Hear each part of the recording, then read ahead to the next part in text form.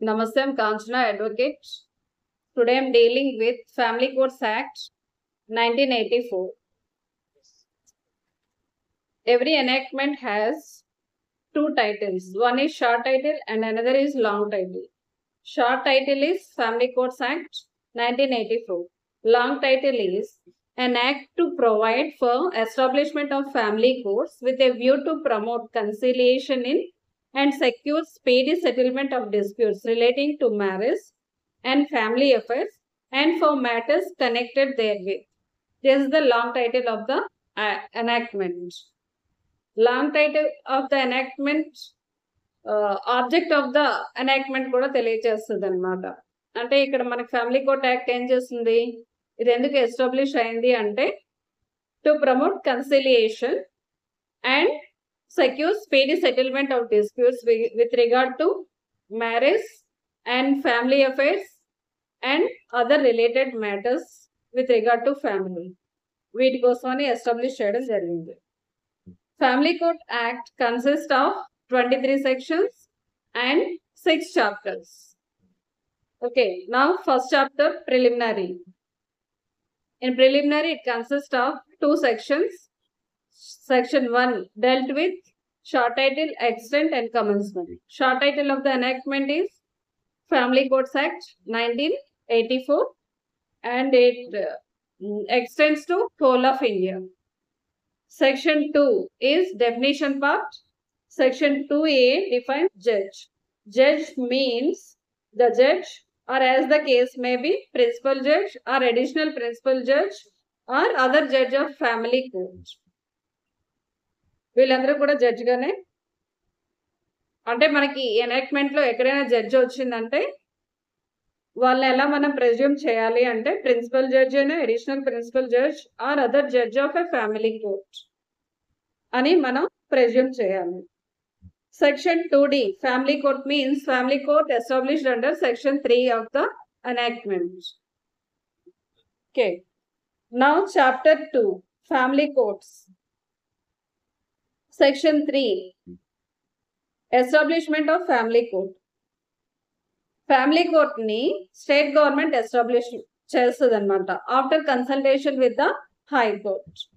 ఎక్కడ family court establish చేస్తుందంటే population more than 1 million ఉన్నట్లయితే ఆ ఏరియాలో ఫ్యామిలీ కోర్ట్స్ ని ఎస్టాబ్లిష్ చేస్తుంది. ఒకవేళ ఎక్కువ ఉన్నారనుకోండి పాపులేషన్ నెసెసిటీ అయినట్లయితే మోర్ దెన్ 1 ఫ్యామిలీ కోర్ట్స్ ని కూడా ఎస్టాబ్లిష్ చేస్తుంది. ఇంకా ఏరియాని కూడా state government after consultation with the high court ఏరియాని డిపెండ్స్ అపాన్ నెసెసిటీ బట్టి ఇంక్రీజ్ చేయడం, డిక్రీజ్ చేయడం లేకపోతే ఆల్టర్ చేయడం, అంటే ఏ జ్యూరిస్డిక్షన్ లోకి ఏ ఫ్యామిలీ కోర్ట్ వస్తుంది అనేది state government after consultation with the high court changes అవన్నీ చేస్తాయి అన్నమాట from time to time. Section 4 appointment of judges. State government May with concurrence of high court appoint one or more persons to be judge or judges of family court. State government appoint chestadi with concurrence of high court. ఒక more than 1 judge ఉన్నారు అనుకోండి, వాళ్ళ business అంటే ఏంటి, family matters ని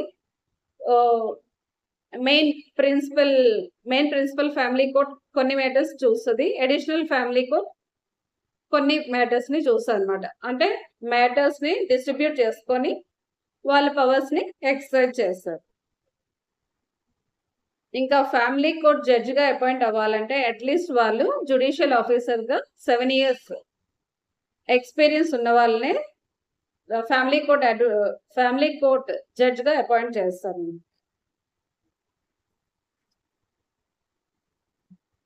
next 7 and chapter 3. Chapter 3 consists of 2 sections, 7 and 8. Very, very important. Jurisdiction. Family court ki A jurisdictions ఉన్నాయంటే section 7 jurisdiction subject to other provisions of this act. Family court shall have and exercise all the jurisdiction exercisable by the district court or any subordinate civil court under any other law for time being in force in respect of suits or proceedings in nature referred in the explanation. అంటే explanation లో ఈ section కి explanation 7(1) section 7 subsection 1 కి explanation ఉందన్నమాట. ఈ explanation లో ఇచ్చే అన్ని ఏ సూట్స్ కి ప్రొసీడింగ్స్ కి ఉంటాయో ఇవి చేసేటప్పుడు డిస్ట్రిక్ట్ కోర్టుకి లేకపోతే సబార్డినేట్ సివిల్ కోర్టుకి ఏ పవర్స్ ఉంటాయో ఆ పవర్స్ అన్ని కూడా ఈ ఫ్యామిలీ కోర్టుకి అనేవి ఉంటాయన్నమాట. be deemed for purpose of exercising such jurisdiction under such law to be the district court or as the case may be such subordinate civil court for area towards the jurisdiction of family court extends. అంటే కొన్ని areas లో metropolitan areas లో అనుకోండి family courts అనేవి ఉంటాయి. అవి అంటే district కోర్టులలో ఉంటాయి. కానీ సబ్ డిస్ట్రిక్ట్ ఏరియాస్ లోన అక్కడ డిస్ట్రిక్ట్ కోర్ట్స్ ఉండవు. అలాంటి సిచ్యువేషన్ లో సీనియర్ సివిల్ జడ్జ్ కోర్టులోనే ఫ్యామిలీ మ్యాటర్స్ అనేవి డీల్ చేయడం జరుగుతుంది అనమాట. అక్కడ ఫ్యామిలీ కోర్ట్ గానే అంటే deem to be family court matters ని అంటే సబ్ డిస్ట్రిక్ట్ లెవెల్ నుండి డిస్ట్రిక్ట్ లెవెల్ కి రావడానికి వాళ్ళకి దూరం అవుతుంది కాబట్టి సీనియర్ సివిల్ జడ్జ్ కోర్టులోనే ఫ్యామిలీ మ్యాటర్స్ అనేవి డీల్ చేయడం జరుగుతుంది. అందుకే district or any subordinate civil court అని ఇచ్చారనమాట. వాళ్ళకి జ్యూరిస్డిక్షన్ ఉంటుంది. డిస్ట్రిక్ట్ లెవెల్లో అయితే డిస్ట్రిక్ట్ కోర్ట్స్ లో కొన్ని కోర్టుల్ని ఫ్యామిలీ కోర్ట్స్ గాను డిజిగ్నేట్ చేస్తారు. అదే సబ్ డివిజనల్ ఏరియాస్ లో సబ్ డిస్ట్రిక్ట్స్ లో అయితే సీనియర్ సివిల్ జడ్జ్ కోర్టే ఫ్యామిలీ కోర్ట్ గాను డీల్ చేస్తుంది అన్నమాట. Okay, explanation. The suits and proceedings refer to in this subsection or suits or proceedings in the following nature, namely. A suits and proceedings family court deal చేస్తుందంటే suit or proceeding between the parties to the marriage for a decree of నల్లిటీ of marriage, that is declaring the marriage to be null and void or as the case may be annulling the marriage. అంటే nullity of marriage కావాలి అంటే void marriage or voidable marriages nullity of marriage చేసుకుంటారు. ఆ marriages or restitution of conjugal rights or judicial separation or dissolution of marriage. అంటే divorce కైనా nullity of marriage కైనా restitution of conjugal rights or judicial separation కావాలంటే మనకి ఈ enactment రాకముందు district court or senior civil judge కోర్టులో వేసేవాళ్ళు. కానీ after enactment of family court act 1984 నుండి ఫ్యామిలీ కోర్టులోనే ఈ మ్యాటర్స్ అనేవి డీల్ చేయాలి. A suit or proceeding for declaration as to validity of marriage or as to the matrimonial status of any person. అంటే ఎవరికైనా మ్యారేజ్ అయింది కానీ declaration of validity of marriage ఎవరైనా అంటే వాళ్ళ మ్యారేజ్ ని యాక్సెప్ట్ చేయలేదు అనుకోండి, అలాంటి సిచ్యువేషన్ లో validity of marriage declaration of marriage certificate తీసుకోవచ్చు. ఆర్ మ్యారిటల్ స్టేటస్ కోసం అని కూడాను సూట్ మనం ఫైల్ చేయాలి అంటే ఫ్యామిలీ కోర్టులోనే ఫైల్ చేయాలి. Suit or proceeding between the parties to the marriage with respect to the property of the parties or either of them. ఇంకా బిట్వీన్ ద పార్టీస్ అంటే హస్బెండ్ అండ్ వైఫ్ మధ్యలో ఏదైనా property dispute ఎందుకు వస్తుంది, divorce cutting వెళ్ళేటప్పుడే వస్తుంది. కాబట్టి అలాంటి situation లో వేరేగా సివిల్ కోర్ట్ కాకుండా ఫ్యామిలీ కోర్టులోనే ఫైల్ చేయాలి. The suit or proceeding for an order or injunction including anti suit injunction in circumstances arising out of marital relationship.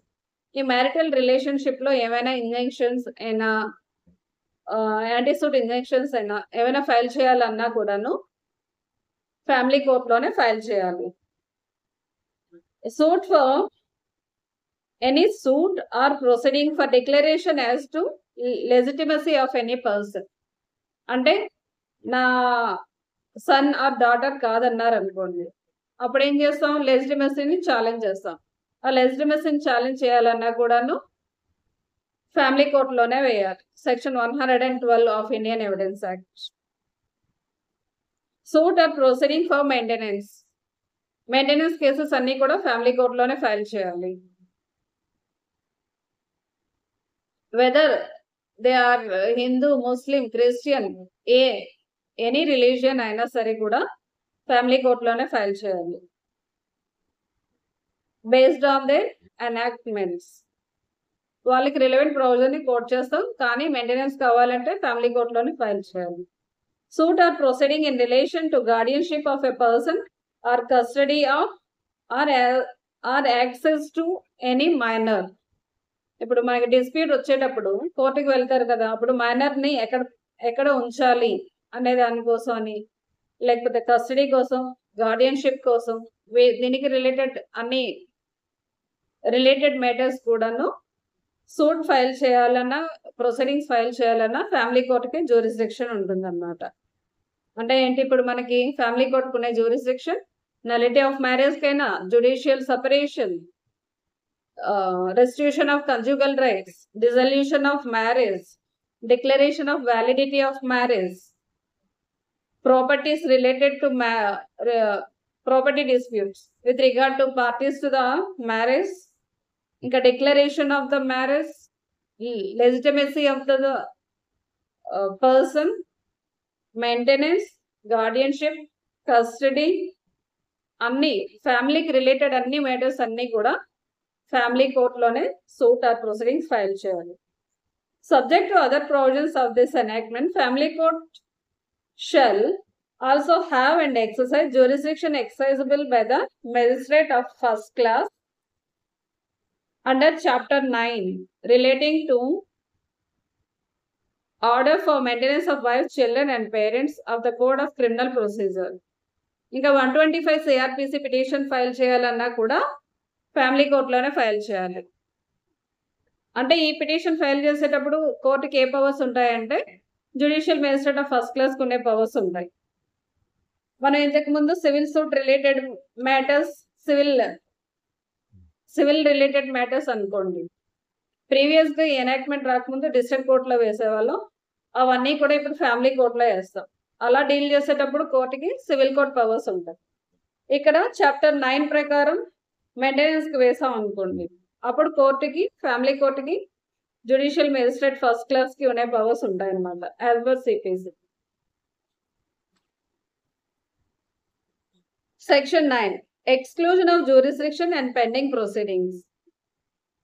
Where a family court has been established for any area, no district court or any subordinate civil court referred in subsection 1 of section 7 shall in relation to such area have and exercise any jurisdiction in respect of any suit or proceeding of nature referred to in explanation 1 to that subsection of. అంటే ఏంటి, family court act అనేది establish అయిన తర్వాత ఈ suits or proceedings అనేవి family courts లోనే వేయాలి. ఈ ఎనాక్ట్మెంట్ రాకముందు district court or subordinate civil courts లో, సబార్డినేట్ కోర్ట్స్ లో కేసులు అనేవి ఫైల్ అయ్యేవి, ఫ్యామిలీ రిలేటెడ్ మ్యాటర్స్. కానీ ఈ ఎనాక్ట్మెంట్ వచ్చిన తర్వాత ఎక్స్క్లూజివ్ జ్యూరిస్డిక్షన్ అనేది ఫ్యామిలీ కోర్ట్ ఉందన్నమాట. ఇంకే కోర్టు కూడా ఫ్యామిలీ మ్యాటర్ ను డీల్ చేయడానికి లేదు. ఎక్స్క్లూజివ్ జ్యూరిస్డిక్షన్ ఓన్లీ ఫ్యామిలీ కోర్టుకే ఫ్యామిలీ రిలేటెడ్ మ్యాటర్స్ డీల్ చేసే పవర్స్ అనేవి కన్ఫర్ చేయడం జరిగింది.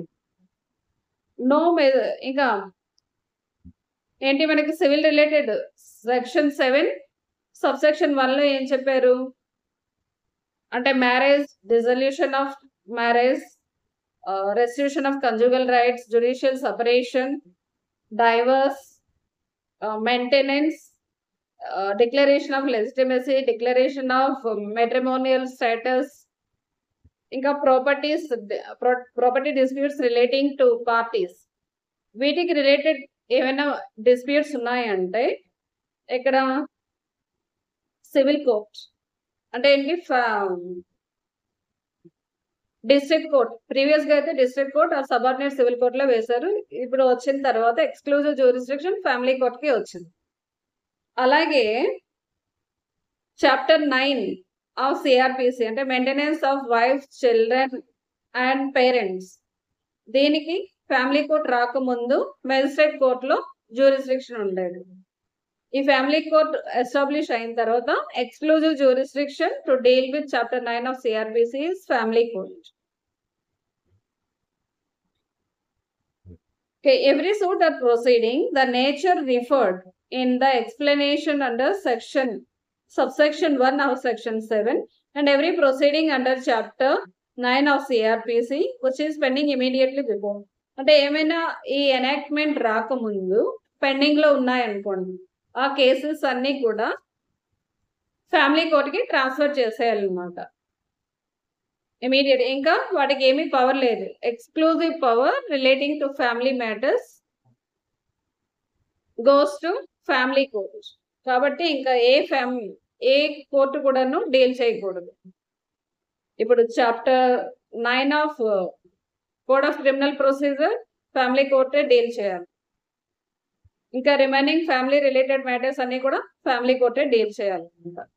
ఏవైనా ఎనాక్ట్మెంట్ రాకముందు ఉన్నాయనుకోండి, అంటే ఆల్రెడీ సూట్స్ ఇన్స్టిట్యూట్ చేసినట్లయితే వాటన్నిటిని కూడా ఫ్యామిలీ కోర్టుకి ట్రాన్స్ఫర్ చేసేయాలి. Okay, now chapter 4 procedure.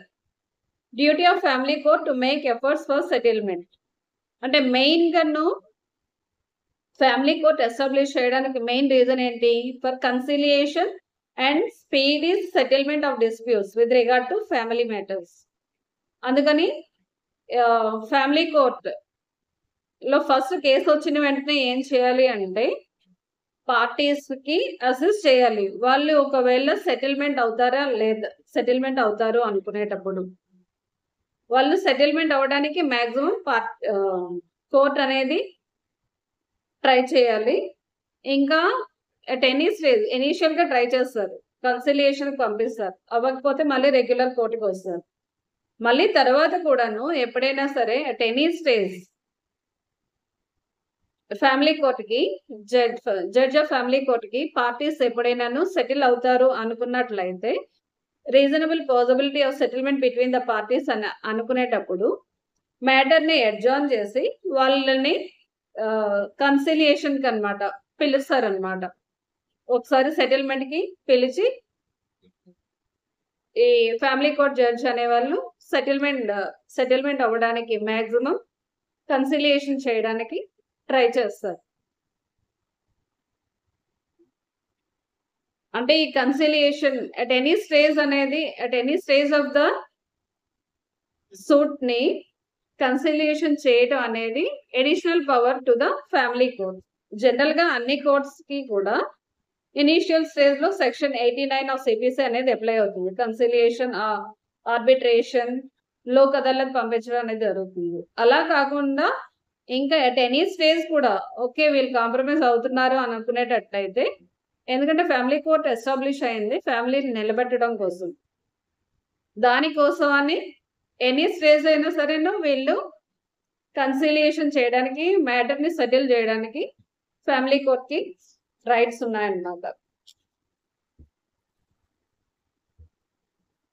Section 10 proceedings generally subject to other provisions. General గా ఏంటంటే సెక్షన్ 7 సబ్సెక్షన్ 1 లో చెప్పారు కదా, సివిల్ రిలేటెడ్ మ్యాటర్స్ ఉన్నాయి కదా, ఆ సివిల్ రిలేటెడ్ మ్యాటర్స్ అన్నిటికి కూడా సిపిసి ప్రొసీజర్ ఫాలో అవుతుంది. సెక్షన్ 7 సబ్సెక్షన్ 2 లో ఏం చెప్పారు? Chapter 9 of CrPC maintenance relating to wife, children and parents, దీనికి సంబంధించి ప్రొసీజర్ ఏం ఫాలో అవ్వాలి అంటే code of criminal procedure follow అవ్వాలి. ఇదే కాకుండా ఇంకా ఏంటంటే ఫ్యామిలీ కోర్ట్ కావాలనుకుంటే తన ఓన్ ప్రొసీజర్ కూడా ఫాలో అవ్వచ్చు. కంపల్సరీగా సిపిసి ఫాలో అవ్వాలి, సిఆర్పిసి ఫాలో అవ్వాలని ఏమీ లేదు. It can make its own rules. అంటే సిచ్యువేషన్ కి అవసరంగా, ఎందుకంటే ఫ్యామిలీ కోర్ట్ ఎస్టాబ్లిష్ అయింది ఫ్యామిలీని మ్యాక్సిమం కలపాలని కాబట్టి, లేకపోతే స్పీడీ జస్టిస్ అనేది వాళ్ళకి ఇవ్వడానికి.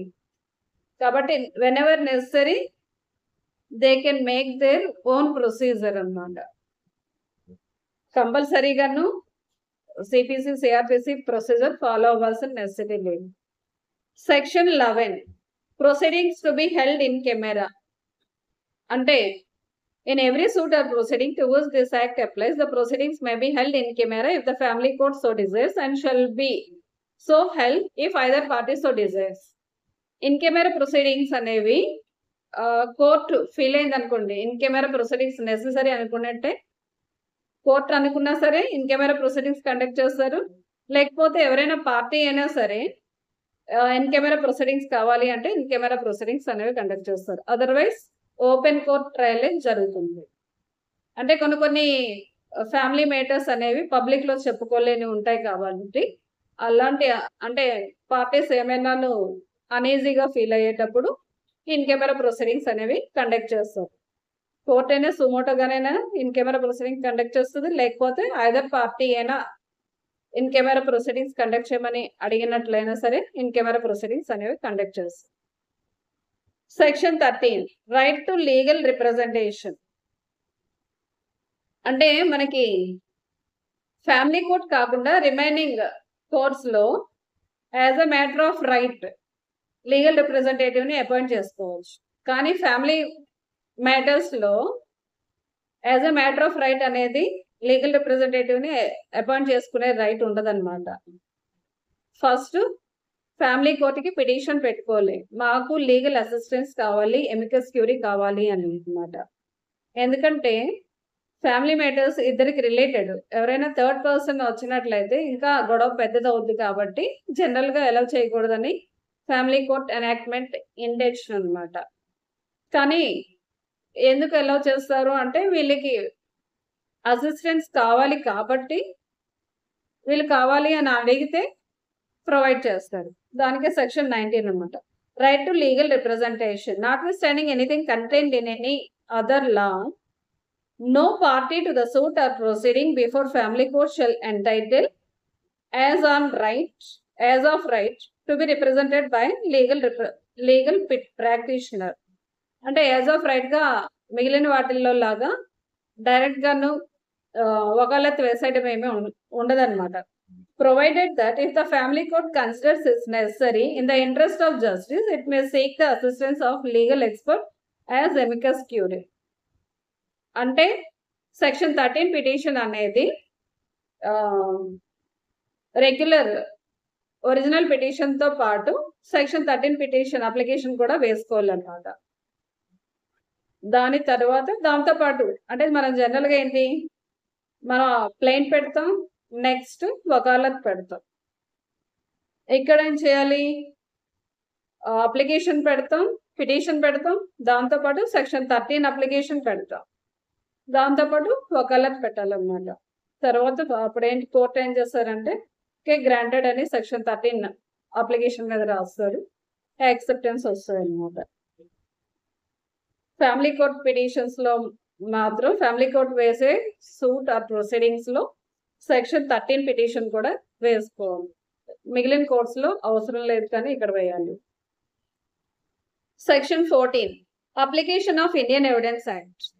ఇక్కడ మనకి ఫ్యామిలీ కోర్ట్స్ లో ఇండియన్ ఎవిడెన్స్ యాక్ట్ అనేది అప్లై అవ్వదన్నమాట. Family court may receive as evidence any report, statement, document, information or matter that may in its opinion assist it to deal effectually with the dispute, whether or not the same would be otherwise relevant or admissible under Indian Evidence Act. అంటే మనం Indian evidence act apply అవ్వాలంటే దానికి admissibility ఉండాలి, relevancy ఉండాలి. ఆ రెండు ఉంటేనే మనం జనరల్ గా సివిల్ కోర్ట్స్ లో ఆ డాక్యుమెంట్ అయినా ఏమైనా సరే కన్సిడర్ చేస్తారు. కానీ ఫ్యామిలీ కోర్ట్స్ లో అదేమీ అవసరం లేదనమాట. కోర్టుకి ఓకే ఇది పనికొస్తుంది అనుకునేటప్పుడు ఎనీ రిపోర్ట్ అంటే ఓన్లీ ఆర్డినరీ పేపర్ అయినా సరే కూడా కన్సిడర్ చేస్తారు. Report, statement, document, information or matter in it's opinion assist it to deal effectively with the dispute. Dispute కి ఎఫెక్టివ్ గా పనిచేస్తుంది అంటే చాలు, దానికి రిజిస్ట్రేషన్ అక్కర్లేదు, స్టాంప్ డ్యూటీ ఉండాల్సిన అవసరం లేదు, అంటే అడ్మిసిబిలిటీ కావాల్సిన క్వాలిఫికేషన్స్ అక్కర్లేదు, రెలవెన్సీ అవ్వక్కర్లేదు. ఏదైనా సరేను చిన్న పేపర్ అయినా సరే ఈ డిస్ప్యూట్ రిజాల్వ్ చేయడానికి పనికొస్తుంది అంటే దాన్ని ప్రొడ్యూస్ చేయొచ్చు. అంటే Indian evidence act as per section 14 of family act ప్రకారం అప్లై అవ్వదు. Record of oral evidence. ఇంకా ఫ్యామిలీ కోర్టులో సూట్స్ ఆర్ ప్రొసీడింగ్స్ అనేవి ఫైల్ చేసేటప్పుడు you shall not necessary to record witnesses చెప్పే స్టేట్మెంట్స్ ని, ఓరల్ స్టేట్మెంట్స్ ని ఎలాబరేట్ గా అంటే వెర్బేటమ్ గాను ఫ్యామిలీ కోర్ట్ రికార్డ్ చేయాల్సిన నెసెసిటీ లేదనమాట. The substance of the evidence record చేస్తే సరిపోతుంది. తర్వాత substance of the evidence record చేసిన తర్వాత విట్నెస్ సైన్ చేయాలి. దాని తర్వాత జడ్జి కూడా సైన్ చేస్తారు. That will become the part of the evidence, part of the record or evidence. Okay, section 16 evidence of formal character on affidavit. General గా ఏంటంటే evidence అనేది ఎఫిడవిట్ ద్వారా ఫైల్ చేయడం జరుగుతుంది, చీఫ్ ఎఫిడవిట్. దాన్ని కన్సిడర్ చేస్తారు. ఒకవేళ ఎవరికైనా అదర్ సైడ్ ఏమైనా అబ్జెక్షన్స్ క్రాస్ చేస్తామో అంటే కోర్టుకి పిటిషన్ పెట్టినట్లయితే వాళ్ళకి సమన్స్ పంపించి, ఎవరైతే ఎఫిడవిట్ ఫైల్ చేస్తారో వాళ్ళకి సమన్స్ పంపించి మీకు క్రాస్ చేస్తామని పిలవడం జరుగుతుంది అనమాట. తర్వాత వాళ్ళని క్రాస్ చేయడం జరుగుతుంది. ఆ సబ్స్టాన్స్ ని కూడా రికార్డ్ చేసుకుంటారు. Section 17 judgment. Judgment of family court shall contain అంటే జనరల్ గా సివిల్ కోర్ట్ జడ్జ్మెంట్ లో ఎలా అయితే 4 పాయింట్స్ ఉంటాయి, ఇక్కడ కూడా ఫ్యామిలీ కోర్ట్ జడ్జ్మెంట్ లో కూడా 4 పాయింట్స్ ఉంటాయి. Shall contain a concise statement of the case, points for determination, decision thereon and reasons for such decision. అంటే ఏంటి concise statement of the case అంటే ఏంటి, బ్రీఫ్ కేస్. ఇంకా పాయింట్స్ ఫర్ డిటర్మినేషన్ అంటే issues, decision thereon ఆ issues కి ఇచ్చే decision, and reasons for such decision ఎందుకు ఈ డెసిషన్ ఇచ్చామనే రీజన్ కూడా మెన్షన్ చేయాలన్నమాట. ఇది judgment dealt with section 17. Okay, section 18 execution of decree and orders. ఇక్కడ ఫ్యామిలీ కోర్ట్ ఇచ్చే జడ్జ్మెంట్ ఏంటంటే సివిల్ కోర్టులో అయితే ఇచ్చే జడ్జ్మెంట్ ఎలా ఇంప్లిమెంట్ అవుతుందో అలా అన్నమాట. అంటే ఏ ప్రొసీజర్ ఫాలో అవ్వాలంటే CPC order 21 execution proceedings follow అవ్వాలి. ఇంకా అంటే సివిల్ మ్యాటర్స్ అయితే సిపిసి ఫాలో అవుతారు కదా, లేకపోతే court in its own procedure. అలాంటి సిచ్యువేషన్ లో అంటే other than chapter 9 of CrPC అంతా కూడాను execution proceedings under order 21 follow అవుతారు. చాప్టర్ 9 ఆఫ్ సిఆర్పిసి అనుకోండి, చాప్టర్ 9 ప్రకారం అంటే code of criminal procedure follow అవుతుంది ఎగ్జిక్యూషన్ ప్రొసీడింగ్స్. ఇంకా ఎగ్జిక్యూషన్ పిటిషన్ అనేది ఎక్కడ ఫైల్ చేయాలి, లేకపోతే ఎగ్జిక్యూషన్ ఎక్కడ చేయాలి అంటే ఏ కోర్ట్ అయితే ఫ్యామిలీ కోర్ట్ ఇచ్చిందో ఎగ్జిక్యూషన్ ఆ ఫ్యామిలీ కోర్ట్ అయినా, లేకపోతే ఎక్కడికైనా ట్రాన్స్ఫర్ చేసినట్లయితే ఏదైనా అదర్ ఫ్యామిలీ కోర్ట్ ట్రాన్స్ఫర్ చేస్తే అదర్ ఫ్యామిలీ కోర్ట్ కి, లేకపోతే any ordinary civil court jurisdiction కైనా పంపించవచ్చు అన్నమాట for enforcement of for execution of family court judgment. Okay, next appeal. Appeal ఏంటంటే సెక్షన్ 7 సబ్సెక్షన్ 1 అంటే ఏంటి, సివిల్ రిలేటెడ్ మ్యాటర్స్ అన్ని కూడాను ఫ్యామిలీ కోర్ట్ నుండి హైకోర్టుకి వెళ్తాయి. Section 7 subsection 1 related matters judgment వచ్చిన తర్వాత ఎవరైనా అపీల్కి వెళ్ళాలంటే హైకోర్టుకి వెళ్ళాలి. కానీ చాప్టర్ 9 ఆఫ్ సిఆర్పిసి అంటే maintenance of wife, children and parents దీనికి రిలేటెడ్ జడ్జ్మెంట్ ఆర్డర్స్, దీని ఆర్డర్స్ కి అపీల్ అనేది లేదు, కానీ రివిజన్ కి వెళ్ళొచ్చు అన్నమాట. ఇంకా మనం అపీల్ కి సివిల్ రిలేటెడ్ మ్యాటర్స్ లో అపీల్ కి వెళ్ళేటప్పుడు అంటే family court relating to civil మ్యాటర్స్లో అపీల్కి వెళ్ళేటప్పుడు within 30 days from the date of judgment or order of family court వెళ్ళాలి హైకోర్టుకి. From date of judgment or order of the family court అంటే within 30 days from the date of judgment or order of family court అపీల్కి వెళ్ళాలి, that హైకోర్టుకి వెళ్ళాలి. ఇంకా criminal related అంటే ఏంటి, చాప్టర్ 9 ఆఫ్ సిఆర్పిసిలో వచ్చిన ఆర్డర్ని అపీల్ లేదు, రివిజన్కి వెళ్ళాలన్నమాట. రివిజన్ అంటే మనకి 90 days ఉంటుంది. ఇంకా రివిజన్కి వెళ్ళేటప్పుడు రివిజన్కి ఏంటంటే చాప్టర్ 9లో అది ఇంటర్లాక్యుటరీ ఆర్డర్ అయితే రివిజన్ అనేది ఉండదు. ఈ రివిజన్ అనేది ఫైనల్ ఆర్డర్కే రివిజన్ అనేది ఉంటుంది.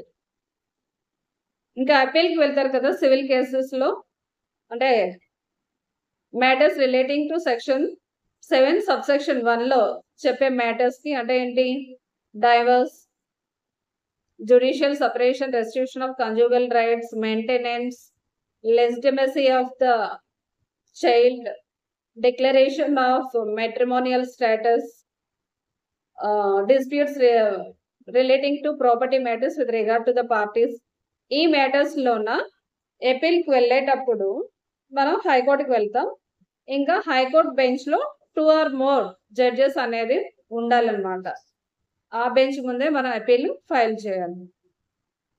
ఓకే, చాప్టర్ 9 సిఆర్పిసి రిలేటెడ్ దీనికి వచ్చే ఆర్డర్కి అపీల్ లేదు, రివిజన్కి వెళ్ళాలి. ఆ రివిజన్ కూడా దట్ ఈస్ ఫైనల్ ఆర్డర్ మీద వెళ్ళాలి, ఇంటర్లాక్యుటరీ ఆర్డర్కి ఉండదు. ఇంకా ఈ ఆర్డర్ చాప్టర్ 9 సిఆర్పిసి అనేది సుమోటోగా కూడాను హైకోర్టు తీసుకోవచ్చు అన్నమాట. రివిజన్ ఆర్ పార్టీస్ అయినా వెళ్ళొచ్చు. సివిల్ మేటర్ అయితే అపీల్కి వెళ్ళేటప్పుడు division bench or three judge benches before appeal అనేది ఫైల్ చేయాలి. Okay, section 20 act to have overriding effect అంటే మిగిలిన ఏ యాక్ట్స్ ఉన్నా సరే ఇంకేమి కూడా ఏమి అప్లై అవ్వవు. Once family court act enactment అయిన తర్వాత ఫ్యామిలీ కోర్ట్ యాక్ట్ ప్రివేల్ అవుతుంది, override the other previous acts. Thank you.